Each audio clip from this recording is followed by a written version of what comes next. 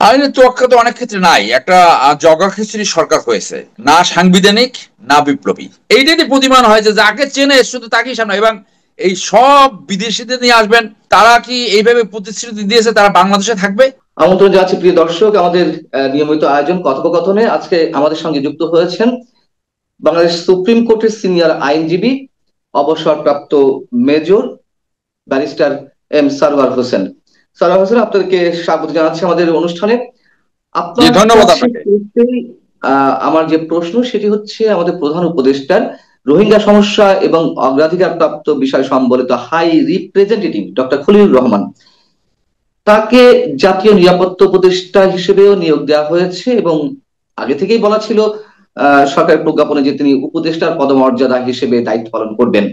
এই বিষয়টি আপনি কিভাবে দেখছেন, জাতীয় নিরাপত্তা উপদেষ্টা হিসেবে তাকে নিয়োগ দেওয়া হয়েছে?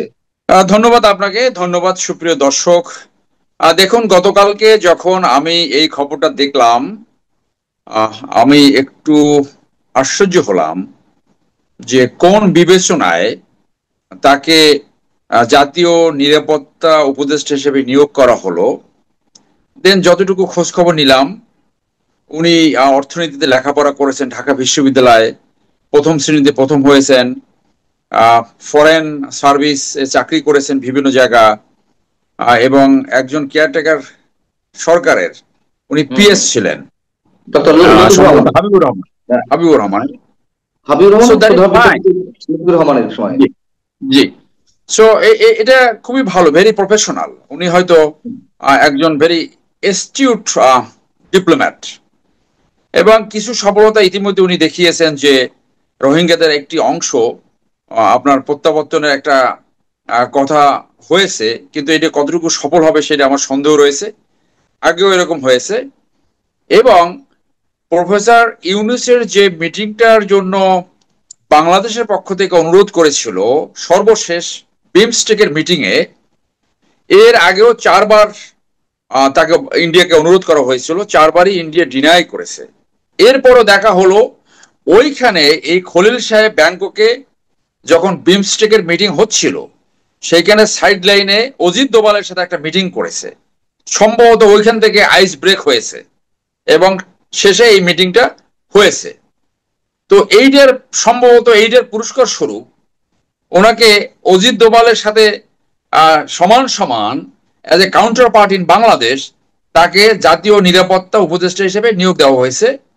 বাট এই নিয়োগটা পেশাগত হয়েছে বলে আমি মনে করি না।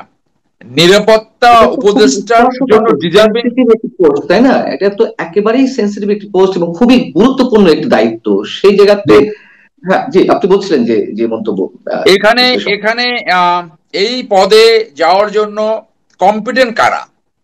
যারা আন্তর্জাতিক নিরাপত্তার ছাত্র, আন্তর্জাতিক সম্পর্কের ছাত্র, যারা জিও পলিটিক্যাল স্টাডি করেছে, যারা আপনার মিলিটারিতে চাকরি করেছে, যারা যুদ্ধের অভিজ্ঞতা রয়েছে, এবং যারা অ্যাবভ অল যে আপনার এই ডিফেন্স পলিসি এবং ডিফেন্স রিলেটেড যারা এক্সপার্টাইজ, এরাই কিন্তু এই পদের জন্য সবচেয়ে যোগ্য।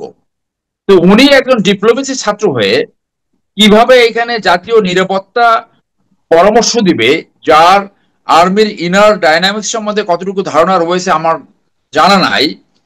তো আমার মনে হলো খবরটা যখন দেখলাম যে this is a bad choice. ওই যে প্রফেসর ইউনূস সাহেব বলছে যে কেন আমরা উপদেষ্টা হিসেবে যাদেরকে চিনি জানি তাদেরকে নিয়েছি, অর্থাৎ এইখানে একটা ট্যালেন্ট হান্ট করার সুযোগ ছিল।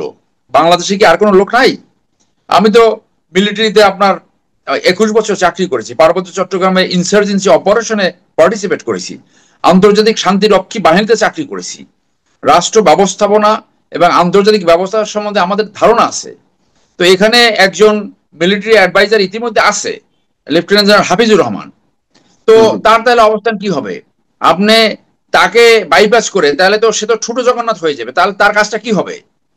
তো আমি মনে করি এই জায়গাটা একটা ভুল সিদ্ধান্ত হয়েছে বলে আমার as on today, as on this time আমার এইটা মনে হচ্ছে। এইটাই প্রতিমান হয় যে যাকে চেনে শুধু তাকেই সামনে, এবং এই সব বিদেশিদের নিয়ে আসবেন। তারা কি এইভাবে প্রতিশ্রুতি দিয়েছে তারা বাংলাদেশে থাকবে? তারা তো এখানে এই পজিশনগুলা, গভর্নমেন্ট পজিশনগুলো হোল্ড করে আবার চলে যাবে তাদের সেই আরামায়েশে, সেই আরামে নিজের জায়গায় যেখানে তারা এলিজিয়েন্স দাখিল করেছে, যে যে বাংলাদেশের এলিজিয়েন্স তারা প্রত্যাখ্যান করে অন্য দেশে এলিজিয়েন্স নিয়েছে। এটা তো একটা বড় ধরনের ডিসকোয়ালিফিকেশন। এবং আমি মনে করি যে ওই আইনটা আবার সামনে আনা দরকার। বাংলাদেশের রাষ্ট্রীয় কোনো পজিশন হোল্ড করতে হলে তাকে ওই বিদেশি নাগরিকত্ব পরিত্যাগ করে তারপর বাংলাদেশে এসে পারফর্ম করবে, না হলে তো বসন্তের কোকিলের মতো 2 দিন পরে চলে যাবে। সেই জায়গা থেকেই প্রশ্ন করতে চাই যে বিনিয়োগ উন্নয়ন কর্তৃপক্ষ বিডা যেটি, তার যিনি চেয়ারম্যান হয়েছেন চৌধুরী আশিক মাহমুদ, তিনি নিঃসন্দেহে হয়তো যোগ্য লোক, আমরা অস্বীকার করছি না, কিন্তু তারও তো সিটিজেনশিপ রয়েছে যুক্তরাজ্যের। তিনি 2017 সালে যুক্তরাজ্যের নাগরিকত্ব নিয়েছেন এবং তাকে সরকারি সংস্থায় চেয়ারম্যান পদে নিযুক্ত করা হলো, পদমর্যাদা দেওয়া হলো জ্যেষ্ঠ সচিব হিসেবে। আবার আমরা দেখলাম যে একদিন আগে তাকে প্রতিমন্ত্রীর পদমর্যাদা দেওয়া হয়েছে। এটা সংবিধানের সঙ্গে সাংঘর্ষিক কিনা সরাসরি? এটা অবশ্যই সাংঘর্ষিক। এবং আপনি ভালো প্রশ্ন করেছেন, তাকে যখন প্রতিমন্ত্রীর পদমর্যাদা দিল, আমার মনের ভিতরে একটা কোশ্চেন আসলো যে কেন এটা প্রয়োজন হলো। অর্থাৎ ওই নিজেরা নিজেরা একটু ই করেন, তাকে একটু পদ বাড়াই দেন, না হলে প্রোটোকলে এই তথাকথিত অরেন্ট অফ প্রেসিডেন্স এইগুলা একটি হয়, তাকে আপনি বানিয়ে দিলেন। অর্থাৎ এক ধরনের সুইট উইল, যেভাবে খুশি সেইভাবে সঠিকভাবে বিবেচনা না করে এগুলা হচ্ছে বলে প্রতীয়মান হয়। এবং যারা এই প্রফেসর ইউনূসকে পরামর্শ দেয় তাদেরও একটা কোঠারি স্বার্থ আছে এইখানে। যারা আছে মনে করেন এই যে আসিফ নজরুল গং, এরা আমাদের ধারণা করার কারণ রয়েছে যে তাদের সাথে ব্যক্তিগত যাদের বিদ্বেষ রয়েছে, অথবা তাদের চেয়ে কোয়ালিফাইড লোককে সামনে আনতেই চায় না। উদাহরণস্বরূপ আমি বলি যে ডক্টর রেজা কিবরিয়া, আমি পার্সোনালি তাকে চিনি অনেকদিন ধরে, অত্যন্ত সিজনড ইকোনমিস্ট। তাকে তো ইকোনমিক্স এর একটা রোলে নেওয়া যেত, কিন্তু তাকে দিবে না, কারণ ওখানে ভিতরে কেউ আছে যে তার সে যাতে ওখানে না যেতে চায়। তো প্রফেসর ইউনূস সাহেবের তো বয়স হয়ে গেছে, আমার এক বন্ধু তাকে অভিজ্ঞ হেডমাস্টার বলে। তো এই অভিজ্ঞ হেডমাস্টার সাহেব ভালো, কিন্তু উনি তো পরামর্শ নেয়। এইটা তো আমি মনে করি যে আরো যুক্তির সাথে আরো হোমওয়ার্ক করে তারপরে এই পদে নিয়োগ করা হচ্ছিল। এই পদটা আমি মনে করি ওনাকে জাতীয় নিরাপত্তা অ্যাডভাইজার হিসেবে এই পদ থেকে ওনাকে সরিয়ে আরো যোগ্য লোক আছে সেখান থেকে একজন জাতীয় নিরাপত্তা উপদেষ্টা নিয়োগ করা উচিত বলে আমি মনে করি। এমনিতেই সরকারের উপদেষ্টা পরিষদে যারা রয়েছেন তাদেরকে মিলিয়ে মানুষের মধ্যে এক ধরনের তো ট্রল আছেই যে এনজিও গ্রাম সরকার, সবই এনজিও থেকে নেওয়া হচ্ছে আর চট্টগ্রাম থেকে নেওয়া হচ্ছে, এখন আবার বিদেশ থেকে নেওয়া হচ্ছে সবাইকে ডেকে ডেকে নিয়ে এসে। আমার প্রশ্ন হচ্ছে দেশের মধ্যে কি এমন কোনো, আপনি যদি উদাহরণ দিচ্ছিলেন, তাহলে দেশের মধ্যে যদি যোগ্য লোক থাকেই কেন তাদেরকে বসানো হচ্ছে না? নাকি জবাবদিহিতা কারোর কাছে নেই, অনির্বাচিত সরকার হিসেবে তারা যা ইচ্ছা তাই করবে, বিষয়টা কি এরকম? না, এক ধরনের জবাবদিহিতার ঘাটতি তো রয়েছে, ম্যান্ডেটের ঘাটতি নাই। গণ অভ্যুত্থান অথবা বিপ্লবের পর যে সরকার গঠিত হয়েছে তাদের ম্যান্ডেটের ঘাটতি দেখে না, কিন্তু জবাবদিহিতাতে কোনো জায়গা নাই, যেহেতু পার্লামেন্ট নাই। জবাবদিহিতার জায়গাগুলো কোথায়? সবচেয়ে বড় জবাবদিহিতার জায়গা হলো পার্লামেন্ট। তো পার্লামেন্ট নট ইন সেশন, জবাবদিহিতা নাই। কিন্তু সেই ক্ষেত্রে তাদের নিজে থেকে এমন একটা সিস্টেম করা উচিত ছিল যে এক ধরনের জবাবদিহিতার আওতায় জনগণের যে কোশ্চেন গুলা, জনগণের যে চাহিদা সেইগুলো তাদের মিট আপ করা উচিত ছিল। যেমন এইখানে কোন বিবেচনায় তাকে এই এই জাতীয় নিরাপত্তা উপদেষ্টা নিয়োগ করা হলো সেটা আমি নিজে জানতে চাই। প্রফেসর ইউনূস সাহেব নিজে ইকোনমিক্সের লোক, সো ইকোনমিক্সের লোক কি ফিজিক্স পড়াতে পারে? এটা তো পারবে না। বাংলার লোক কি আপনার বায়োলজি পড়াতে পারবে? পারবে না। সো এটা তো অসম্ভব। ডিপ্লোমেসির লোক, উনি হয়তো কিছুটা জিওপলিটিক্স বুঝবেন, কিন্তু উনি যুদ্ধের ওয়ারফেয়ার অথবা এই যে ডাইনামিক্স, যে সেনাবাহিনী অফিসার ডাইনামিক্স, ইনার ডাইনামিক্স, সেটা তো বুঝলেও উনি তো ডিসচার্জ করতে পারবে না। অলরেডি তাকে দুইটা দায়িত্বে অ্যাসাইন করা হয়েছে, হাই রিপ্রেজেন্টেটিভ। ওনাকে ওখানে দিলে বরং দেশের জন্য ভালো হতে বলে আমি মনে করি। উনি, ওখানেই রাখা উচিত, ওনারই ওখানেই রাখা উচিত। জি, আইনের বিষয়টা একটু জানতে চাচ্ছিলাম যে আপনি অভ্যুত্থানের সরকার বলেন, সময়ের প্রয়োজনে গঠিত সরকার বলেন, যেভাবে বলেন না কেন, কিন্তু আইন এখন তো সংবিধানের অধীনে এই সরকার পরিচালিত হচ্ছে, তাই না? তাহলে সেখানে সংবিধানকে ভায়োলেট করা, এটাও আমাদের ইচ্ছে মাফিক বা যাকে চিনি তাকে দেয়া হবে, অথবা সরকারের ম্যান্ডেট রয়েছে বিধায় তারা যা ইচ্ছা করবে, সেখানে কোনো আইনের তোয়াক্কা থাকবে না? আইনের তোয়াক্কা তো অনেক ক্ষেত্রে নাই। একটা জগা খিচুড়ি সরকার হয়েছে, না সাংবিধানিক না বিপ্লবী।